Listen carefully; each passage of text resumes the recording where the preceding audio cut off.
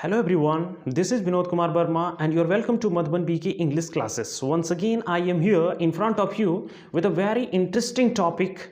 Today in this video, we are going to do a very important character sketch of class 10, which is very important from the board examination point of view. So I would highly recommend to do this character sketch fully well so that you can get good marks in the examination. So let's begin. तो चलिए शुरू करते हैं। आज की इस video में हम लोग पढ़ने जा रहे हैं बहुत ही महत्वपूर्ण कैरेक्टर स्केच जो कि बोर्ड एग्जामिनेशन में अक्सर पूछे जाते हैं। वो कैरेक्टर स्केच है भोली का। ओके, कैरेक्टर स्केच ऑफ भोली। यस, तो देखिए अब एग्जामिनेशन का समय आने वाला है, पर्व त्यौहार के टाइम गुजर चुके हैं। सो मैं कहना चाहूँगा कि आप सब जितने भी स्टूडेंट्स हैं जो खास करके बोर्ड एग्जामिनेशन की तैयारी कर रहे हैं, तो आप जो है डेडिकेटेड होके अपनी पढ़ाई में लग जाइए, क्योंकि आपने पर्व त्यौहार बहुत मना लिया, पर्व त्यौहार अब गुजर चुके हैं। अब आप लोगों का जो है festival of examination is about to come. Yes, अब जो है एग्जामिनेशन का त्यौहार आने वाला है and it is the most important festival for all the students, यानी सभी विद्यार्थियों का ये सबसे इम्पॉर्टेंट त्यौहार है। विद्यार्थियों का जो इम्पॉर्टेंट त्यौहार होता है, फेस्टिवल होता है, वो होता है एग्जामिनेशन का त्यौहार। यस, तो एग्जामिनेशन का टाइम आ रहा है, तो आप लोग अच्छी तरह से प्रिपरेशन जो है शुरू कर दीजिए। अगर आप नहीं जुड़े हैं, नहीं तो अदरवाइज क्या होगा, आपका result, your result may be affected. Okay, so आप लग जाइए। तो चलिए शुरू करते हैं आज का वीडियो। देखिए क्या है, ये कैरेक्टर स्केच भोली है। तो मैं बता दूं कि देखिए जब कभी भी whenever you are asked to write a character sketch of any character, that means we have to write about that person. Okay, whatever you know about that person after reading the text, after reading the story. आपने story पढ़ के, text पढ़ के क्या जाना उसके बारे में, जो कुछ भी सीखा है उसके बारे में जो जानते हैं आप उसको लिखिए। ठीक है, अच्छी तरह से लिखिए and get good marks in the examination, और अच्छा मार्क्स उठाइए एग्जामिनेशन में। तो लेट्स बिगिन। तो चलिए शुरू करते हैं और देखते हैं हम इसे कैसे लिख सकते हैं। ठीक है, देखिए सबसे पहले आपको करना क्या है, शुरुआत ऐसे करना है। वोलीज रियल नेम वाज सुलेखा। भोली का जो रियल नेम था, यानी कि वास्तविक नाम था उसका सुलेखा, यानी भोली का वास्तविक नाम सुलेखा था। एक चीज़ और ध्यान दीजिएगा, अगर मान लीजिए आपको कैरेक्टर स्केच ऑफ सुलेखा पूछ दे, तब क्या करिएगा, यही लिखना है सेम, क्योंकि भोली और सुलेखा दोनों एक ही पर्सन है। ओके, सो आगे देखते हैं। कहता है Bholi's real name was Sulekha. भोली का जो वास्तविक नाम था वो सुलेखा था। ठीक, everybody called her Bholi the simpleton as she was a backward child. लेकिन हर कोई उसे क्या कह के बुलाते थे, भोली कह के पुकारते थे, बुलाते थे द सिंपल्टन। सिंपल्टन का मतलब ही वही होता है, सीधा साधा, भोली भाली। Okay, as she was a backward child, क्योंकि वो एक बैकवर्ड चाइल्ड थी। हियर बैकवर्ड मीन्स, बैकवर्ड का मतलब क्या होगा यहाँ, मंद बुद्धि, पिछड़ी नहीं होगी यहाँ। ठीक है, इसका मतलब क्या होगा, मंद बुद्धि की। ठीक है, वो मंद बुद्धि की एक बच्ची थी। सी वास, देखिए क्या कहा, she was the fourth daughter of Numberdar Ramlal. वो नंबरदार रामलाल जो थे उसकी चौथी बेटी थी। ध्यान दीजिएगा कि Numberdar Ramlal had 7 children, 4 daughters and 3 sons. Okay, 3 बेटे 4 बेटियां। उनमें से जो भोली थी वो सबसे यंगेस्ट थी, सबसे छोटी थी। ठीक है, चलिए आगे देखते हैं। कहता है Bholi remained a backward child because when she was 10 months old she had fallen off the cot on her head and it had damaged some part of her brain. क्या हुआ देखिएगा, समझिएगा। भोली रिमेंड अ बैकवर्ड चाइल्ड, वो एक पिछड़ी बच्ची रह गई थी। लेकिन यहाँ बोलेंगे मंद बुद्धि की बच्ची थी, वो मंद बुद्धि रह गई थी। क्यों, ऐसा क्यों, बिकॉज देखिए क्या कहा, because when she was 10 months old, जब वो 10 महीने की थी। ठीक है, 10 महीने, सिर्फ 10 महीने की थी। She had fallen off the cot, cot means क्या होता है, खटिया। ध्यान दीजिएगा, तो वो क्या हुआ था, खटिए से गिर गई थी। ऑन हर हेड, यानी कि माथे, सिर के बल गिरी थी। And it had damaged some part of her brain, और शायद क्या हुआ था, उसका दिमाग का कोई पार्ट, हिस्सा जो है वो डैमेज हो गया था, क्षतिग्रस्त हो गया था, जिसकी वजह से वो बैकवर्ड चाइल्ड थी। ठीक है, आगे देखते हैं। She was fair and pretty at birth. देखिए बचपन से वो कैसे थी, she was fair and pretty, वो एकदम बिल्कुल साफ सुथरा, फेयर मीन्स होता है साफ, गोरी नारी, एंड प्रेटी मीन्स सुंदर, सुंदर थी एट बर्थ, जन्म से। But when she was 2 years old, लेकिन देखिए क्या कहता है, जब वो 2 वर्ष की थी, जब वो 2 वर्ष की हुई, क्या हुआ, she had an attack of a smallpox which left deep black marks all over her body except eyes. क्या कहा कि जब वो 2 वर्ष की थी, she had an attack of smallpox, उसको जो है स्मॉल पॉक्स ने अटैक कर दिया उस पर। स्मॉल पॉक्स मीन्स होता है चेचक। देखिए एक ऐसी डिजीज़ है जिसमें क्या होता है, पूरा होल बॉडी में जो है पिंपल्स निकल आते हैं, ठीक है, फोड़े फुंसी जिसको बोलते हैं, बॉइल्स। और वो क्या होता है, जब घाव भरता है, छूटता है, तो उसके बाद पूरे बॉडी में क्या होता है कि ब्लैक मार्क्स जो है, वो काला धब्बा जो है उस तरह से रह जाता है, और इस वजह से उसका पूरा बॉडी जो है पूरा ख़राब हो गया था, ठीक है। ब्लैक मार्क्स उसके बॉडी में आ गया था, सिर्फ आँखों को छोड़ के, देखिए एक्सेप्ट आइज, यानी कि आँखों को छोड़ के पूरा कंप्लीट बॉडी उसका ख़राब हो गया था, डिसफिगर हो गया था, कहते हैं। स्मॉल पॉक्स मीन्स होता है चेचक, याद रखिएगा, ठीक है।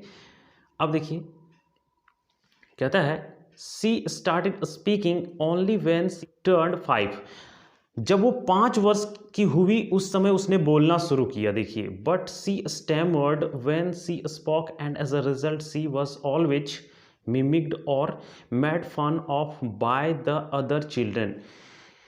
देखिए she started speaking only when she turn 5, उसने बोलना भी कब शुरू किया, जब वो 5 वर्ष की हुई तब। जनरली बच्चे कब बोलना शुरू कर देते हैं, जब वो 1.5 साल, 2 साल या 2.5 साल, जनरली 1.5 साल से 2 साल के बीच में तो कोई भी बच्चे जो है बोलना शुरू कर देते हैं। लेकिन भोली जो है नहीं बोल सकी थी, वो 5 वर्ष तक नहीं बोल सकी। 5 वर्ष की हुई तब जो है उसने बोलना भी शुरू किया। और वो भी क्या, जब बोलना शुरू की तो उसने देखिए क्या किया, सी स्टैमर्ड, वो हकलाती थी, है ना। व्हेन सी स्पोक, जब कभी भी वो बोलती थी तो वो हकलाती थी। एंड एज अ रिजल्ट, और परिणाम स्वरूप क्या होता था, she was always mimicked. Mimic means होता है नकल करना, तो वो उसका जो है हमेशा नकल किया जाता था और मेड फन ऑफ, या उसका मजाक उड़ाया जाता था, बाय द अदर चिल्ड्रन, किसके द्वारा, दूसरे बच्चों के द्वारा। ध्यान रखिएगा, ठीक है। दूसरे बच्चे क्या करते थे, उसका मजाक उड़ाते थे, उसका नकल करते थे, यानी जो हकलाती थी, हकला के बोलती थी। तो इस वजह से क्या होता था, देयरफॉर भोली टॉक्ड वेरी लिटिल, और यही वजह से भोली क्या करती थी, बहुत कम बोलती थी। Ramlal's other daughters were good looking, so he did not have much problem to find bridegrooms for them। देखिए रामलाल के जो अदर बेटियां थी वर गुड लुकिंग, वो अच्छी दिखती थी, सभी ठीक थी दिखने में। So he did not have much problem, और इस वजह से उन्हें ज़्यादा प्रॉब्लम नहीं हुआ, समस्या नहीं हुआ, टू फाइंड ब्राइडग्रूम्स फॉर देम, उनके लिए ब्राइडग्रूम्स खोजने में, यानी कि वर, उनकी शादियाँ कराने में, ठीक है, कोई दिक्कत नहीं हुई, बहुत अच्छे तरह से उन्हें मिल गया, कोई परेशानी नहीं हुई। But he was worried about भोली। देखिए लेकिन वो जो है भोली के बारे में चिंतित थे, क्यों, as she had neither good looks nor intelligence, क्योंकि भोली ना तो अच्छा दिखती थी, ना ही वो दिमाग से तेज थी, यानी मंद बुद्धि भी थी, और उसके बाद वो अच्छी दिखती भी नहीं थी, उसका पूरा बॉडी जो है खराब दिखता था, यानी कुरूप दिखता था। स्मॉल पॉक्स का जो मार्क्स था, काला धब्बा, वो पूरा बॉडी में था, इस वजह से, और यही वजह से वो चिंतित थे, ठीक है। चलिए देखते हैं आगे क्या कहता है। सो ही टुक हर टू अ स्कूल, और इसी वजह से वो रामलाल क्या किए, भोली को स्कूल ले गए, क्योंकि उसने किसी को भी तो स्कूल नहीं भेजा, दूसरे जितनी भी लड़कियां थी उन्हें नहीं पढ़ाई, क्योंकि उस समय जो है लड़कियों को पढ़ने की अनुमति नहीं थी, मतलब वो लोग नहीं भेजते थे, घर से बाहर जो है नहीं भेजते थे पढ़ने के लिए। तो लास्ट में उसने सोचा कि भोली की तो शादी होगी नहीं, तो चलो इसे भेज देते हैं, और यही सोच के उसे पढ़ने के लिए भेज दिए। देखिए Bholi was frightened because she did not know what a school was like, और भोली जो है बहुत ज़्यादा फ्राइटेंड थी। फ्राइटेंड मीन्स होता है भयभीत, ध्यान रखिएगा, कुछ वर्ड्स जो आते हैं इंपॉर्टेंट वो आप कर लीजिएगा थोड़ा। भोली वॉज फ्राइटेंड, वो भयभीत थी, because she did not know what a school was like, क्योंकि उसे पता नहीं था कि स्कूल क्या होता है, कैसा होता है, ठीक है, और इसी वजह से वहाँ जाने से उसको डर लग रहा था। Her teacher was very encouraging and friendly to her. देखिए लेकिन क्या कहता है, उसके जो टीचर थे वो बहुत ज़्यादा फ्रेंडली थे, है ना, फ्रेंडली और इंकरेजिंग, इंकरेजिंग मीन्स प्रोत्साहन देने वाले, ठीक है, वो देने वाली थी, शिक्षिका थी, ध्यान रखिएगा। And this made her gain confidence to speak, और इस वजह से उसको भरोसा मिला, आत्मविश्वास मिला बोलने में, और धीरे धीरे मतलब उस वजह से वो जो है बोलना सीख गई टीचर की वजह से। चलिए आगे देखते हैं, और फिर क्या हुआ, after years of gaining education, जब वहाँ भोली स्कूल गई, घुल मिल गई। देखिए स्टोरी में तो बहुत कुछ होता है उसके साथ में, लेकिन यहाँ तो लिखना नहीं, हमें कैरेक्टर स्केच लिख रहे हैं तो वर्ड्स लिमिट्स होते हैं, उसको फॉलो करना होता है।